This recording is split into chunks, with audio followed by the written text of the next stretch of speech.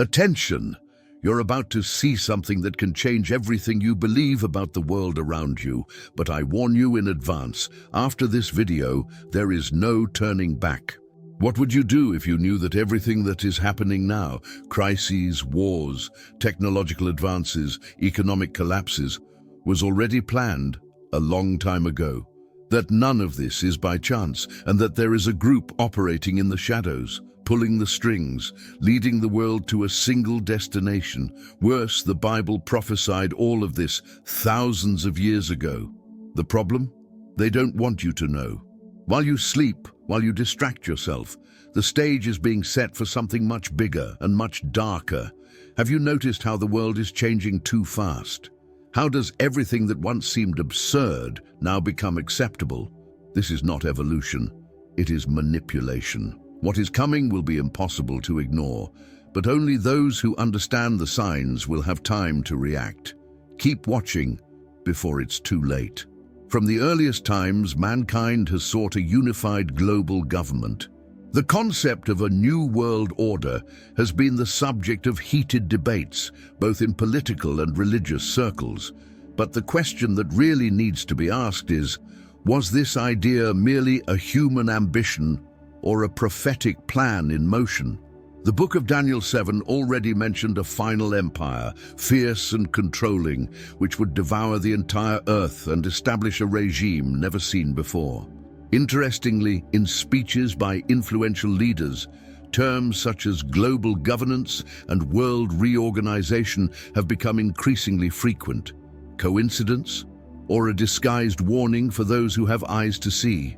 Many believe that this new world order will be the perfect setting for the rise of the Antichrist. A single government with a charismatic leader promises peace and stability, but at what cost? The prophecy warns that this regime will be marked by persecution and unprecedented control over society. Modern technology and the advancement of artificial intelligence allow for a level of monitoring that just a few years ago would have been impossible. Imagine a system where every financial transaction, every word spoken online, and every physical movement was tracked and judged. Now think, isn't this already happening? The curious thing is that political figures throughout history have openly mentioned this transition. In his speeches, Obama spoke several times about the need for a global governance structure, where nations would need to submit to unified rules and guidelines. For many, this was nothing more than diplomacy. But for those who understand the signs, this fits perfectly with what Daniel 7 revealed centuries ago. After all, the prophecy mentions a system of world control where power will be concentrated in a few and individual freedom will be stifled. If we already feel this pressure today, what will you say about the near future? And what about the influence of artificial intelligence? Algorithms decide what we see, what we buy, and even what we think is true. Is this just innovation or a rehearsal for a future in which technology will dictate all human decisions? With a global government, these tools can be used to determine who can participate in the economy and who will be excluded. The economic collapse of Revelation 6 mentions just that, a system where the few control the many. But are we already witnessing the first stages of this prophecy? Jerusalem is also at the center of this great change. According to Zechariah 12, the city would become a global point of contention, and isn't that exactly what we see today? Leaders from around the world are trying to impose solutions to the conflict between Israel and Palestine, but each decision generates even more tensions. Obama, during his term, strongly advocated the division of land, promoting the famous idea of two states. However, this solution was never fully accepted by all parties involved. But why does this city have so much weight on the global stage? Could it be because humanity's final events are directly linked to it? With all this happening before our eyes, a question remains in the air. Is there still time to react? The stage is set. The pieces are already moving, and more people realize that the ancient prophecies were not just metaphors. They are fulfilled slowly, without fanfare, without grandiose announcements, but with signs for those who are attentive. And now, when the possibility of a world unification seems closer than ever, it remains to be understood. Is this progress, or is it exactly what was prophesied? The book of Revelation 13:3 mentions something intriguing about this global leader. And I saw one of his heads as a mortal wound, and his deadly wound was healed, and the whole earth marveled after the beast. This detail raises several interpretations. Some scholars believe that this mortal wound may represent a political or economic crisis from which he will emerge as a true savior. Others suggest that this could be a literal event where his recovery would shock the world. The important thing is to realize that this event will be a watershed, making him even more influential and consolidating his power in an overwhelming way. The impact of this ruler will not only be political. Revelation 13:4 reveals that the nations will not only follow him, but will also worship him. And they worship the dragon who gave the beast his power. And they worship the beast, saying, "Who is like the beast? Who can do battle against it?" This shows that he will not only be a leader, but an almost messianic figure, idolized by crowds.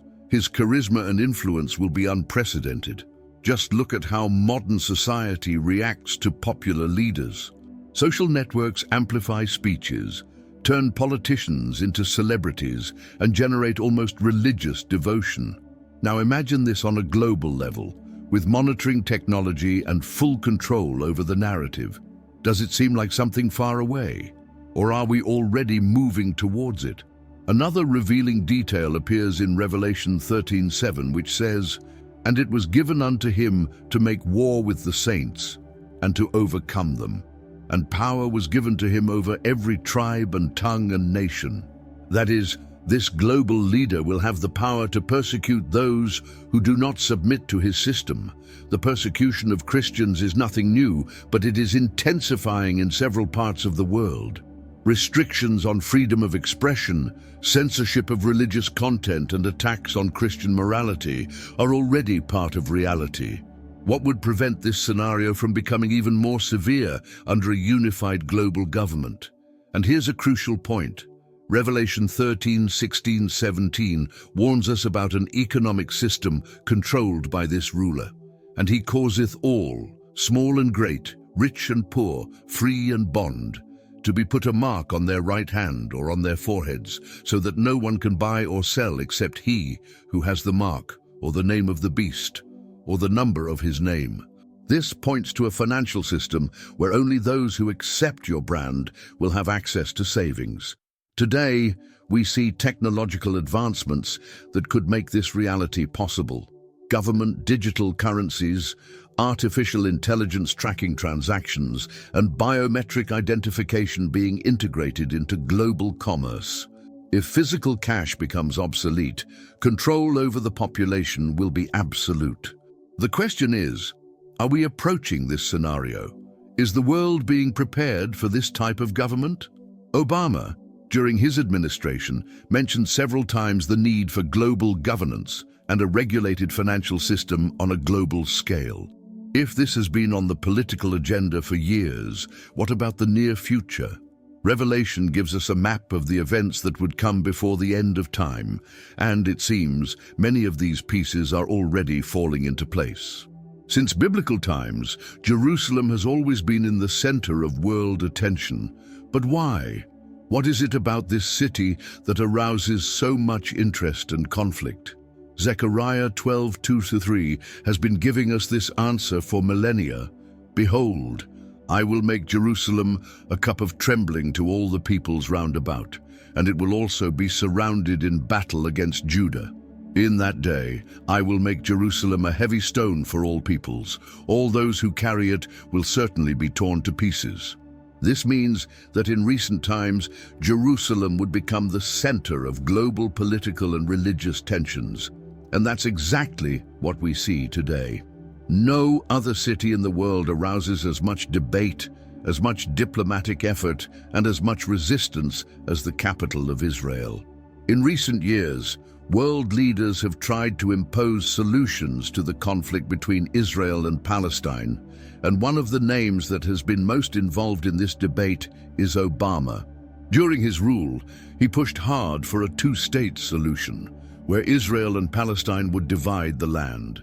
This approach has generated intense debate among scholars of biblical prophecy, as any attempt to divide Jerusalem has always had serious consequences. Joel 3:2 warns about this.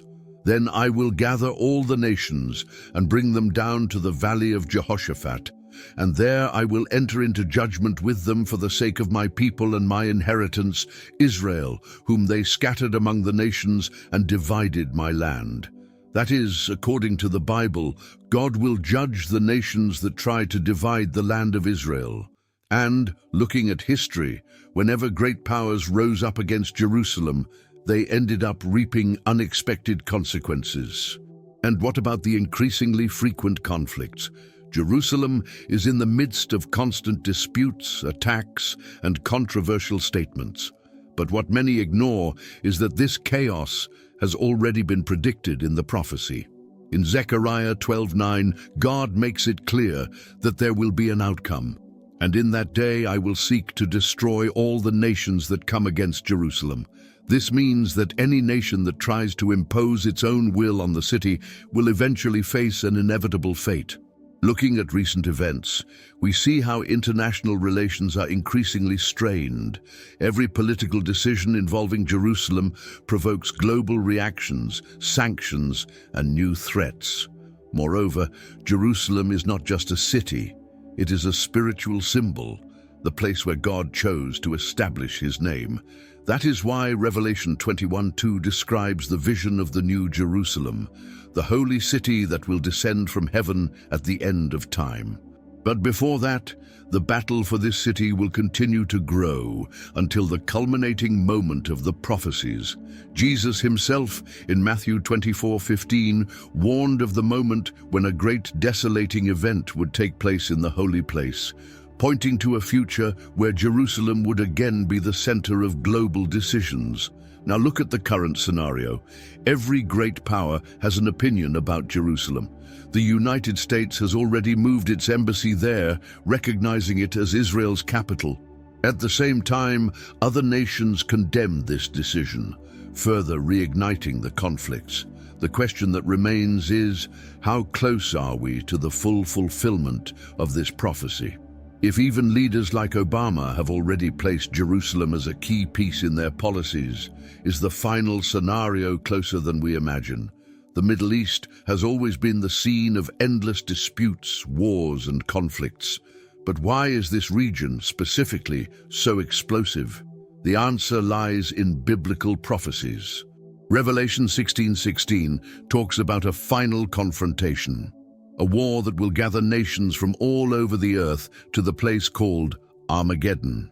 And they gathered them together to the place which in Hebrew is called Armageddon.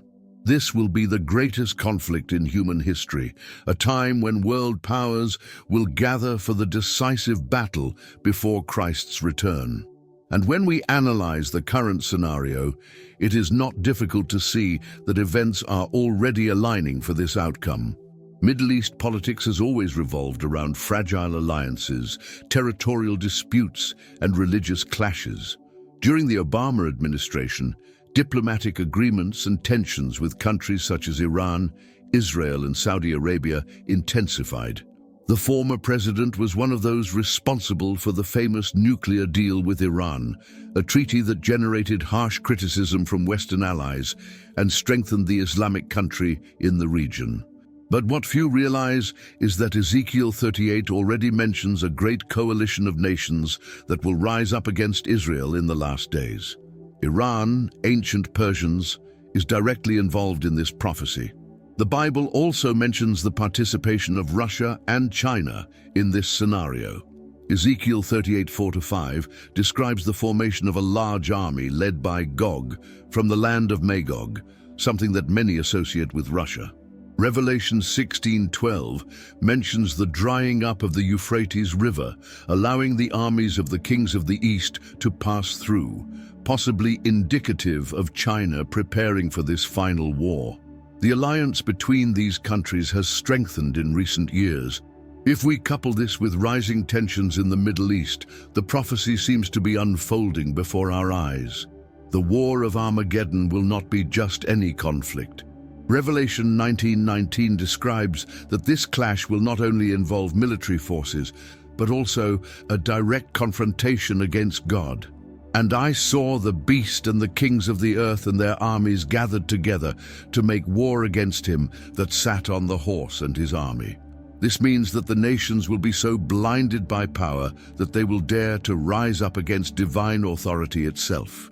Today, we already see governments implementing policies that openly challenge biblical principles, promoting values contrary to God's teachings, and increasingly excluding the Christian faith from the political and social landscape. If this is just the beginning, what else can we expect in the coming years? Peace treaties, as positive as they may seem, may only be the harbinger of something greater. The Bible mentions that before the final war, there will be a period of apparent stability. 1 Thessalonians 5:3 warns, "For when they say, 'There is peace and security,' then sudden destruction will come upon them, like the pains of childbirth upon her that is with child, and they will by no means escape." This leads us to question, are the diplomatic agreements made in recent years genuine or just a strategy for a bigger plan? And more importantly, are we on the brink of Armageddon without even realizing it? With each passing day, the Middle East becomes a veritable powder keg. The involvement of Western powers, nuclear threats, and religious conflicts are just pieces of this prophetic chessboard. Many believe that this war is still far away, but the truth is that events are already in motion. And when everything is ready, there will be no way to avoid the outcome that the Bible has already anticipated for thousands of years. The question is, who is really paying attention? Technology has advanced at an impressive rate. What was once science fiction is now reality. Artificial intelligence, AI, facial recognition, microchips, and global monitoring systems are already part of our daily lives. But what many ignore is that these innovations may be setting the stage for absolute control over humanity. Revelation 13:16-17 already warned us about a system where no one can buy or sell without a specific mark. And he causeth all, small and great, rich and poor, free and bond, to be put a mark on their right hand or on their foreheads, so that no one can buy or sell except he who has the mark or the name of the beast or the number of his name. Yaish, this prophecy seems closer and closer to reality, with the advancement of technologies that can, at any time, be used for total control of the economy and individual freedoms. Today, several countries are already testing government digital currencies, CBDCs, which can replace physical cash. If implemented globally, all transactions would be monitored and, if necessary, blocked by authorities. This type of control aligns directly with the scenario described in Revelation.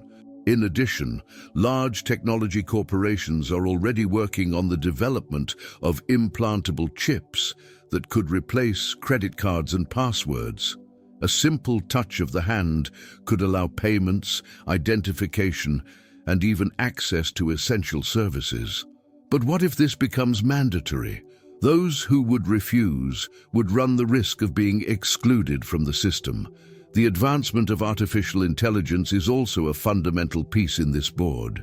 Revelation 13:15 mentions that the beast will have an image that will come to life and speak, exercising authority over people. And it was granted unto him that he should give spirit unto the image of the beast, that the image of the beast also might speak, and cause that all them that would not worship him might be put to death.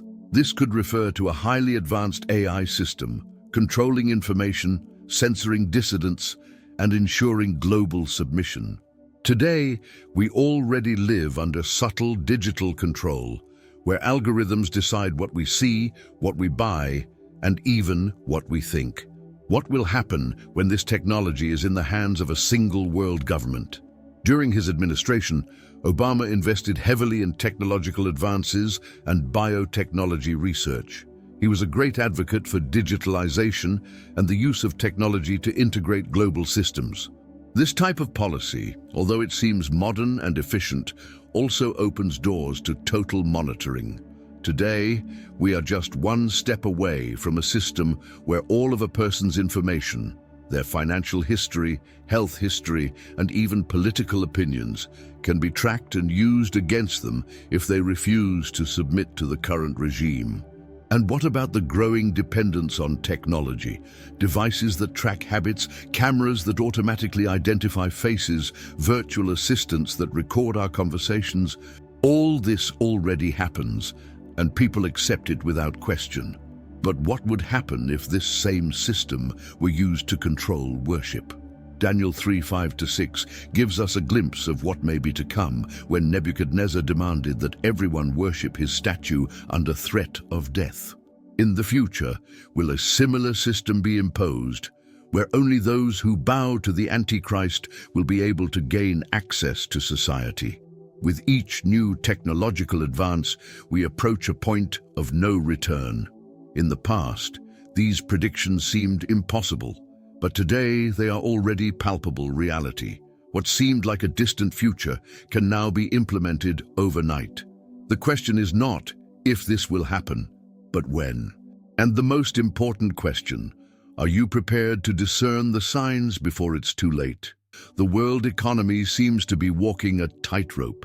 Financial crises come and go, but the Bible warns us that an unprecedented collapse is coming. Revelation 6:5-6 describes a frightening vision of what will happen. And when I had opened the third seal, I heard the third beast say, "Come and see." And I looked, and behold, a black horse, and he that sat on it had a pair of scales in his hand. And I heard a voice in the midst of the four beasts saying, 1 measure of wheat for 1 money, and 3 measures of barley for 1 money, and do not damage the oil and the wine. This passage speaks of a devastating economic crisis where basic foodstuffs will become inaccessible to the majority of the population. Rampant inflation, scarcity, and extreme inequality. All of this already seems to be happening, but the worst is yet to come. If we go back a few years, we see that the financial crisis of 2008 was a wake-up call for what can happen on a global scale. During Obama's administration, the world saw one of the biggest economic collapses in modern history, driving banks to bankruptcy and millions to unemployment. To contain the disaster, emergency measures were applied, but many economists claim that these solutions only pushed the problem forward. Countries' debt has grown, markets have become even more fragile, and the bubble continues to inflate. At some point, this structure will crumble. Revelation 18:11-12 describes the fall of the global economy as something that will shock the entire world. And the merchants of the land shall weep and mourn over it, because no one buyeth her wares any more.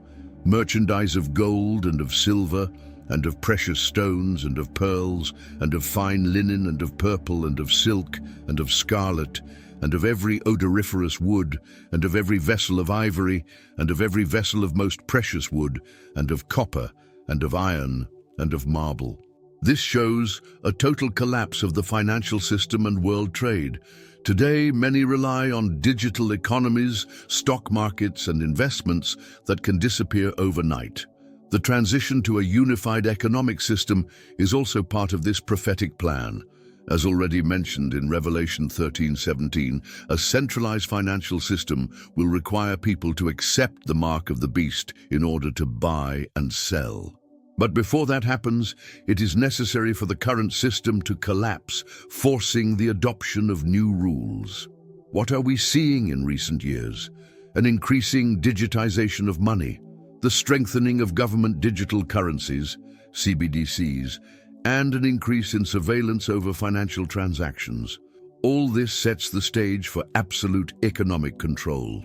Moreover, a global financial collapse could generate the chaos necessary for the rise of a leader who promises solution and stability. History shows that major crises have always been opportunities for radical changes in power. It was like this in the Great Depression of 1929, in the oil crisis of the 70s, and in the crisis of 2008. If the prophecy of Revelation 6 is being fulfilled before us, then the stage is being set for an event that will completely change the world economy. The question that remains is, are we prepared for a system where financial freedom will be completely regulated? What will it look like when every purchase, every sale, and every transaction is tracked?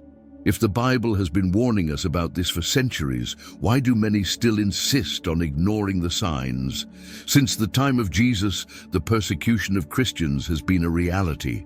However, Matthew 24:9-10 warns us that in the last days, this persecution will reach levels never seen before. Then they will deliver you up to be tormented, and they will kill you, and you will be hated by all nations for my name's sake. At that time, many will be offended and will betray one another and hate one another. Does this scenario seem distant? In fact, it's already happening. Today, Christians around the world face censure, hostility, and even violence for their faith. And the worst, society is increasingly indifferent to this. In many parts of the world, Christians are already the target of systematic repression. Countries such as China, North Korea, and Iran treat the Christian faith as a threat to the state, imposing harsh restrictions and severe punishments. But this persecution is not limited to totalitarian regimes. Even in the West, the pressure against biblical values has grown exponentially. In recent years, laws and policies have been created to restrict religious expressions, especially those that do not align with the current social agenda. The Obama administration was one of the periods in which the debate on religious freedom intensified in the United States. Several policies implemented were seen by many Christians as a direct attack on biblical principles. Among them were decisions on sensitive issues that conflicted with the traditional Christian faith. This raises a question. Are we moving towards a future where expressing biblical beliefs will be considered a criminal act? The Bible shows us that this persecution will not only come from governments, but also from society itself. Luke 21:16-17 warns, "And even by fathers and brothers and relatives and friends ye shall be betrayed, and they will kill some of you, and you will be hated by all men for my name's sake." This means that in the last times, being a Christian will not only be difficult, it will be dangerous. We already see this in public debates where any Christian position can be quickly cancelled, ridiculed, or treated as hate speech. No matter how peaceful the argument, intolerance against Christians is quietly growing. Another troubling issue is the infiltration of ideas that distort the biblical message within the church itself. In 2 Thessalonians 2:3 talks about the great apostasy, a time when many will abandon the true faith.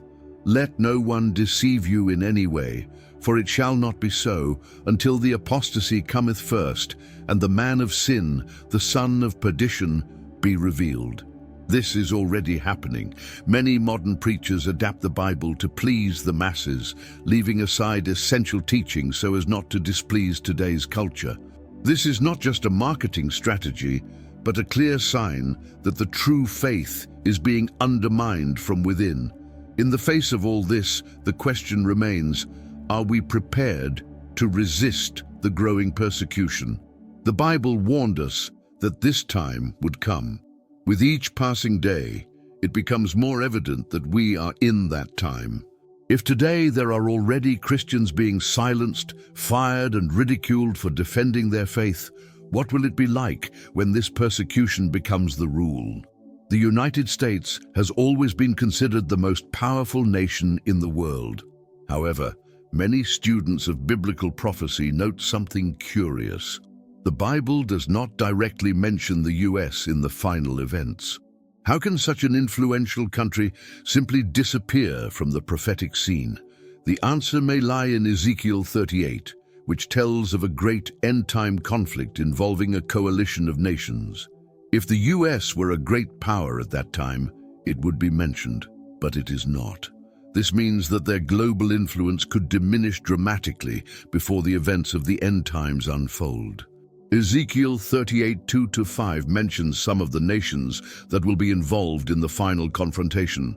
Son of man, set your face against Gog of the land of Magog, the prince of Rosh, Meshech, and Tubal, and prophesy against him. Persians, Ethiopians, and those of Put with them, all with shield and helmet. Many scholars identify Magog as Russia and Persians as present-day Iran. These nations are increasingly strengthened, while the United States faces internal crises that weaken its global position. Obama's administration was marked by policies that, for many critics, weakened US sovereignty and military power. During his tenure, there were cuts in the defense budget, withdrawal of strategic troops, and decisions that allowed the growth of adversary powers, such as China and Russia. These actions appear to align with a gradual decline in American influence, leaving room for other countries to take a dominant role on the world stage. Moreover, the economic collapse of the US may be closer than many imagine. Revelation 18:11-12 describes the fall of a great trading power, where the merchants mourn because no one else buys their goods. This may well apply to the United States, whose financial system depends on unbridled consumption and an unpayable debt that grows by the day. If a major crisis hits the American economy, the country will lose its ability to influence the world and could be reduced to just another nation in the midst of global chaos. Another factor contributing to this weakening is the growing internal division. Matthew 12:25 gives us a clue about this. Every kingdom divided against itself is laid waste, and every city or house divided against itself shall not stand. Today, the United States is more polarized than ever. Society is divided between groups with completely opposite views, fueling political, social, and ideological conflicts. This fragmentation makes the nation vulnerable, preventing a strong performance on the international stage. What if the US is being purposely weakened to make way for the New World Order? During his administration, Obama made statements about the need for a global system of governance where nations would not act in isolation, but as part of a larger structure. This fits perfectly with the vision of a single government prophesied in Revelation 13. If the US ceases to be the superpower it is today, which nation will take over? The question that remains is, are we witnessing the decline of the United States as a global power? If the Bible has already warned us that this transformation would happen, why do so many people still believe that everything will return to normal? Perhaps it is time to look at the signs and realize that the world is changing before our eyes. Natural disasters have always existed, but something has changed. Each year, we see a significant increase in the frequency and intensity of earthquakes, hurricanes, tsunamis, and wildfires. And the Bible had already warned us about this. Matthew 24:7 clearly states, "For nation shall rise against nation, and kingdom against kingdom, and there shall be famines and pestilences and earthquakes in divers places." This passage is part of Jesus' prophetic sermon in which he describes the signs of the end times. What we see today is no coincidence. The planet is showing signs that something much bigger is coming. Scientific reports point out that the number of earthquakes above magnitude 6.0 has increased in recent decades, but this is not just a geological issue. It is also a prophetic sign. Luke 21:11 reinforces this warning. "And there shall be in divers places great earthquakes and famines and pestilences, and there will also be fearful things and great signs from heaven." That is, in addition to natural disasters, we will see unexplained events happening in the world, drawing the attention of those who are attentive. How many tragedies have not appeared in the news in recent years? And the question that few ask, why is all this intensifying now? During the Obama administration, the world saw an alarming increase in hurricanes and record-breaking storms, as well as climate tragedies that displaced millions of people. At the same time, the prevailing discourse was that this was just a result of climate change. But what if it's more than that? Romans 8:22 reminds us that creation itself feels the pains of the end time. For we know that the whole creation groans and travails together until now. The earth is screaming, warning humanity that something is about to happen. But are we listening? Another important detail is that these events are just the beginning. Matthew 24:8 warns us, but all these things are the beginning of sorrows. In other words, what we are seeing now is just a rehearsal for what is to come. And with each passing day, the signs become more evident. In addition to natural disasters, famines and pandemics are also part of this scenario. The past few years have shown how quickly the world can collapse in the face of a global crisis. If this was just a preview, what will happen when events really come to a head? And here's a crucial question. Will these natural disasters be used as justification for implementing a global government? Many experts already defend the need for unified governance to deal with climate issues, but this may just be a pretext for something bigger. During the Obama administration, there was a strong push for international agreements on climate change, which led to debates about resource control and global regulations. Is the world being led, little by little, to accept a global leader who is supposed to solve these problems? The fact is that the Bible does not make mistakes. Everything that was foretold centuries ago is happening before our eyes. But are we willing to see the signs? Or will we continue to believe that all this is just a coincidence? The Christian faith has always faced challenges, but what is happening in recent times is unprecedented. Increasingly, we see churches deviating from biblical truth, preachers distorting the gospel to please the masses, and a generation that completely rejects God's principles. But this was already expected. 2 Thessalonians 2:3 warns us of a great falling away from the faith in the last days. Let no one deceive you in any way, for it shall not be so until the apostasy cometh first, and the man of sin, the son of perdition, be revealed. This apostasy, that is, the abandonment of the true faith, will be one of the greatest signs of the proximity of the end times. What are we seeing today? Pastors who no longer preach about repentance, churches that adopt ideologies contrary to the Bible, religious leaders concerned only with status and wealth. The doctrines that once underpinned the Christian faith are being replaced by empty motivational messages with no commitment to the truth. 2 Timothy 4:3-4 describes just this reality. For the time will come when they will not endure sound doctrine, but having itching ears, they shall heap up teachers to themselves according to their own lusts, and they will turn their ears away from the truth, returning to fables. That is, people will seek messages that make them feel good instead of the truth that can transform their lives. During the Obama administration, many policies and speeches reinforced values that, for many conservative Christians, represented a direct attack on the faith. There was a great encouragement to progressive agendas that clashed with fundamental biblical principles. This period marked a significant advance in the deconstruction of Christian morality and society. But this didn't just happen in the US. This trend spread around the world, further weakening churches' commitment to truth. And what about youth? A generation that no longer sees meaning in the Bible, that considers Christian teachings outdated, and that is bombarded daily with ideologies that reject God. Matthew 24:12 gives us a clear warning about this. And because iniquity abounds, the love of many will grow cold. This is already happening. young people abandoning the faith, Christian families being diluted in secular culture, and moral values being ridiculed. What society celebrates today are the very things that the Bible condemns. Another worrying factor is relativism within churches. It is no longer preached that Jesus is the only way.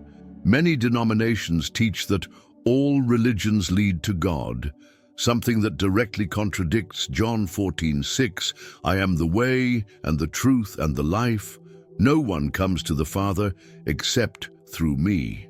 This religious syncretism is yet another sign that the great apostasy is happening now. Churches are giving up the truth to be accepted by the world. But until when? If the scenario is already like this now, what will happen in the coming years? We are seeing the fulfillment of Bible prophecy before our eyes. True faith is becoming increasingly rare, and those who still cling to God's word are being ridiculed.